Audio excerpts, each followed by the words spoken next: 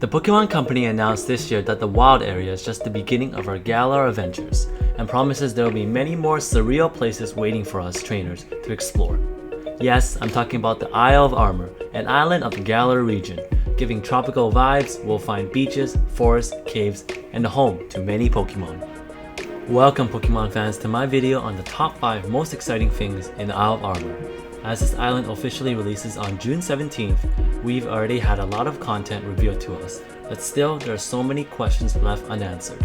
As I talk about some of the most core ideas surrounding this island, I want you all to consider which part you are most looking forward to. Number 1. The storyline depth of the island. We know that our journey goes through a dojo where we train alongside our master Mustard and with a new Pokemon called Kubfu. Through this tough training, we'll be allowed to enter one of 2 towers, Tower of Darkness, Tower of Waters. As we go in with Kubfu to defeat the tower, he will evolve into Urshifu. But other than that, we also meet new rivals like Avery, Clara, so the biggest question I have is, what type of character development will we see from them? Just how deep will the storyline go? Will we have to team up together to protect the island from an evil force? We already are witnessing how epic the character development are in the Twilight Wings series. Now, will the Isle of Armor have similar kind of production? That's what I am focusing on the most as I explore this island. Number 2. The return of familiar faces. Ever since the announcement of Pokemon Sword and Shield with Game Freak's decision on not bringing all the Pokemon back to the Galar region, they received a lot of hate and criticisms over it. Personally, in my mind, they had a great plan all along, to slowly let us explore new places to find those old Pokemon again. And that's exactly what we're getting. From Johto to Alola, some of those familiar Pokemon faces are back. Alongside that, we can also expect regional forms like Galarian Slowbro, who has new typing and abilities.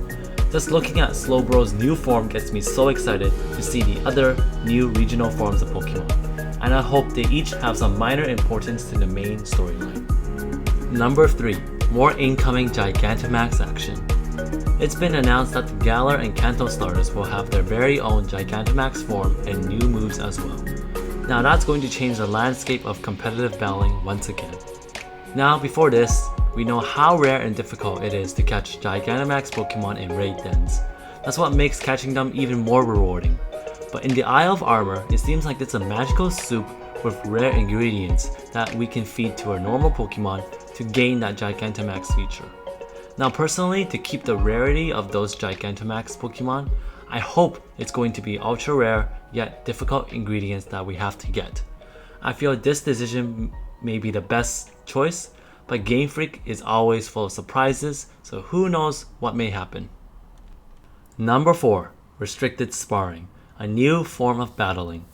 The Isle of Armor will also introduce a way to challenge ourselves to some new battles.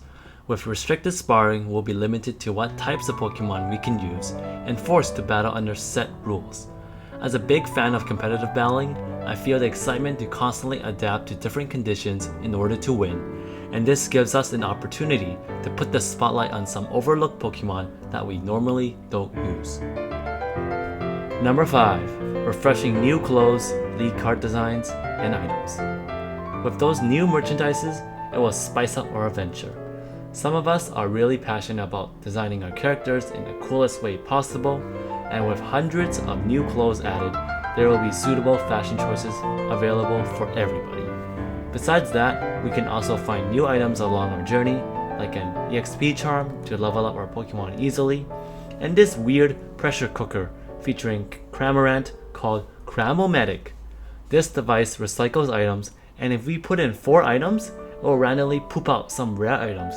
Now that's a wild machine that I'm definitely gonna use a lot of. Well, with all the information I already told you, how excited are y'all feeling? I personally love Game Freak's approach on attracting us back into the Galar region once again.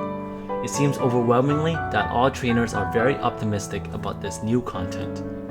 Before I end off this video, how about I invite you all to join in my Isle of Armor journey. Starting June 17th, get ready and let's go!